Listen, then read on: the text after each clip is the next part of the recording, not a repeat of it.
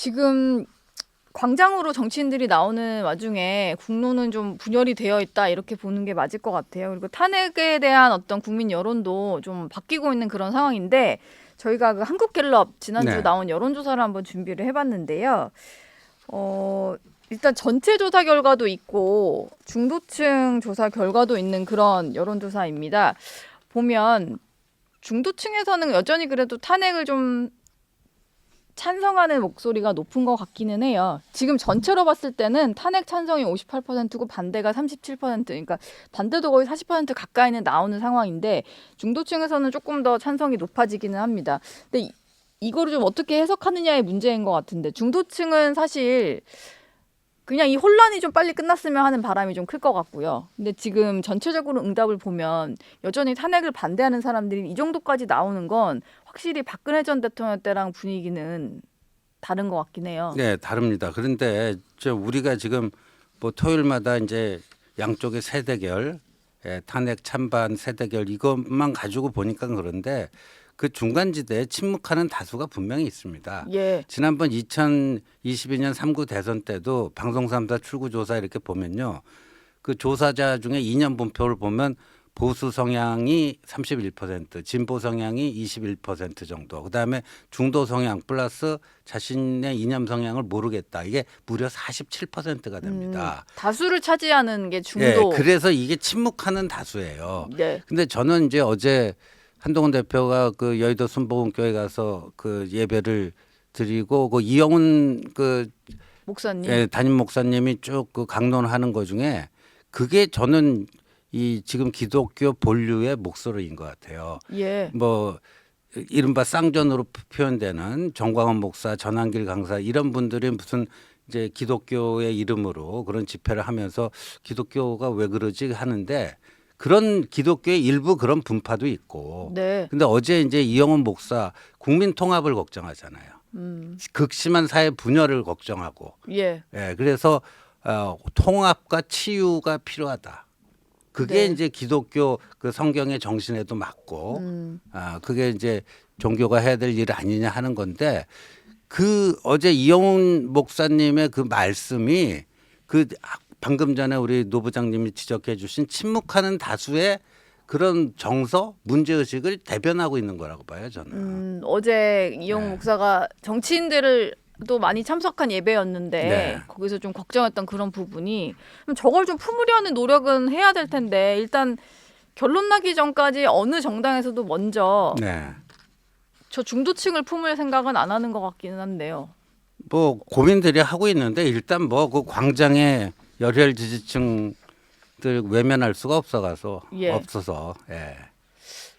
그러면 탄핵 선고가 난 이후에는 지금은 이제 그들도 지지층이니까 그들의 목소리를 외면할 수 없지만 탄핵 선고가 난 이후에는 좀 시간이 지나면서는 다시 조금 이 들끓었던 여론이 좀 잠잠해질 거다 이렇게 보시나요? 저는 만약에 이제 탄핵이 인용되고 조기 대선이 확정되면 이재명의 민주당은 빠른 속도로 최근에 뭐 중도 보수 뭐 이런 얘기도 꺼내고 예. 이 중원으로 진출하려고 할 겁니다. 네. 뭐 이제 이번 주에 이재용 삼성 회장 만나는 것도 그런 행보의 일환이라고 보고 네.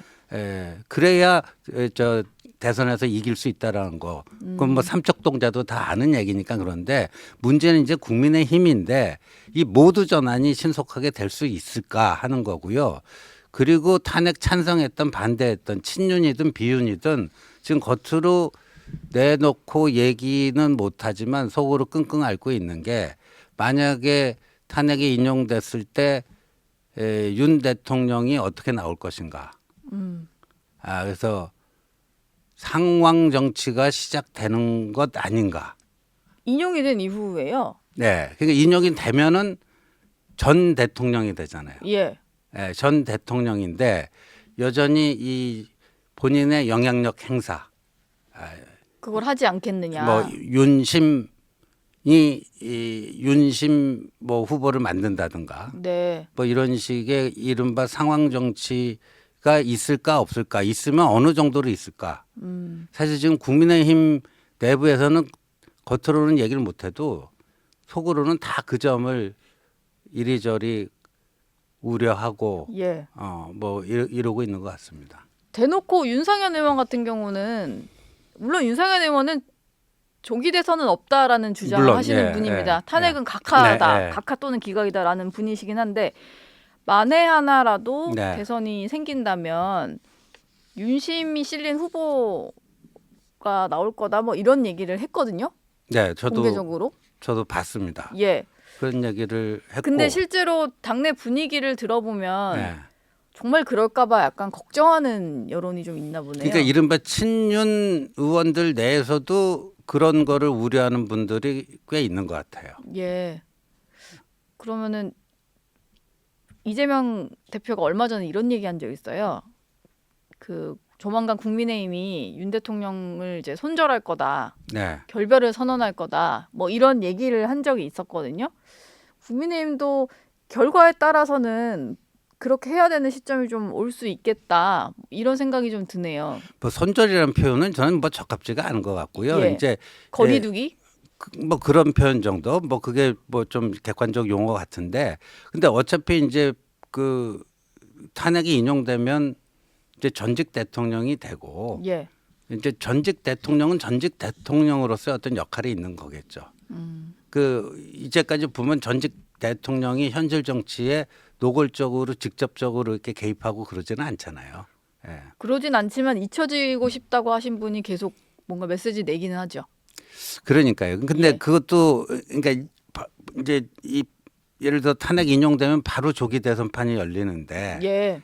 뭐 거기에 그 직접적인 영향력을 행사하게 되면, 근데 아까 그 상황 정치라고 예. 하는 네. 그게 이제 현실화 되는 거고요. 예. 박근혜 전 대통령 때는 박 전 대통령도 딱히 뭐 그렇게 전면에 나서서 메시지 내고 그러진 않았던 것 같고 네, 그러지 않았습니다. 결과 이후에 이제 승복을 하고 본인은 또 이제 수사에 대비를 했어야 되니까 뭐 그런 단계로 넘어갔는데 이번엔 좀 양상이 다르고 대통령과 뜻을 같이 하는 국민들도 여전히 좀 있다 보니까 그렇죠.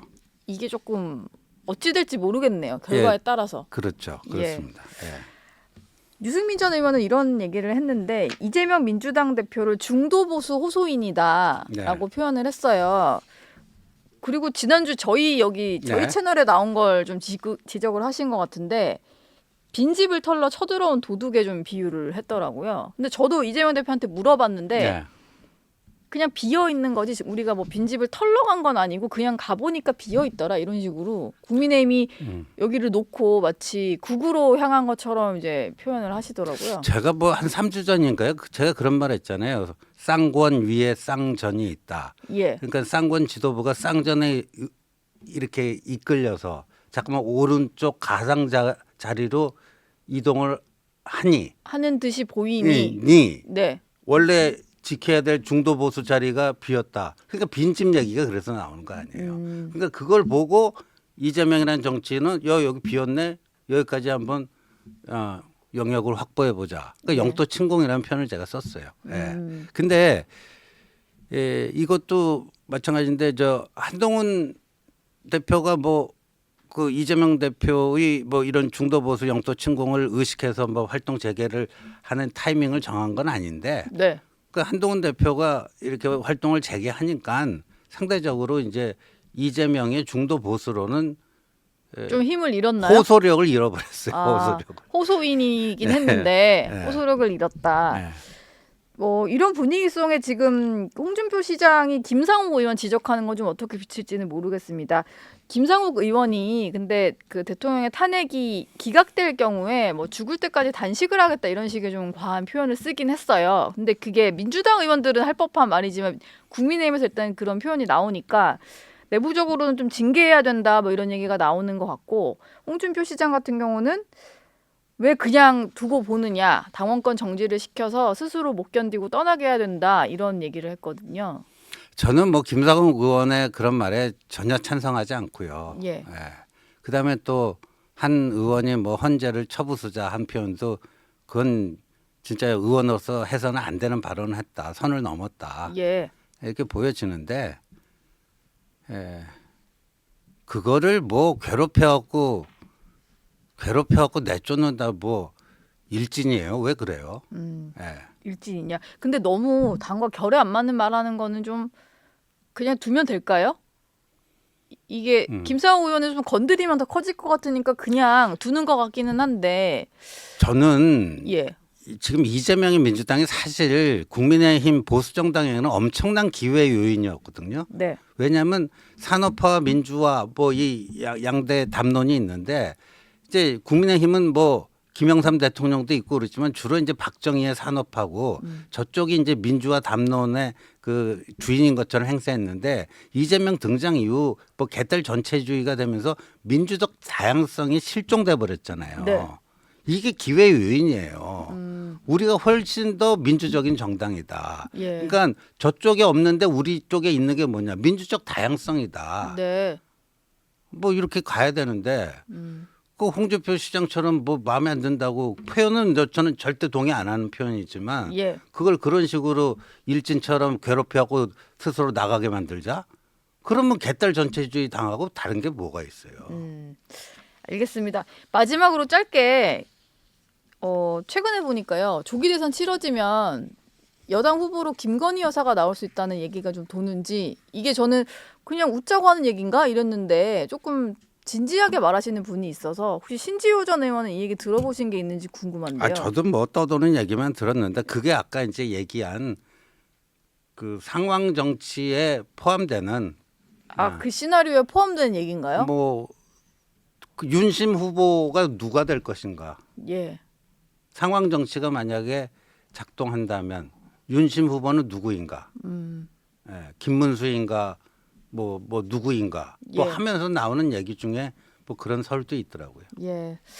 알겠습니다. 이건 정말 지나가는 얘기일지는 네. 한번 다음 주에 다시 얘기를 해보도록 하죠. 지금까지 신지호 전 의원과 함께했습니다. 고맙습니다. 네, 고맙습니다.